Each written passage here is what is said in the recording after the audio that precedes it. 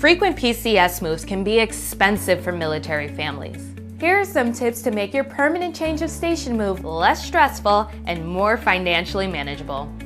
Did you know that service members are entitled to per diem reimbursements for meals and lodging en route to a new duty station? Dislocation allowances for miscellaneous moving costs can also defray expenses.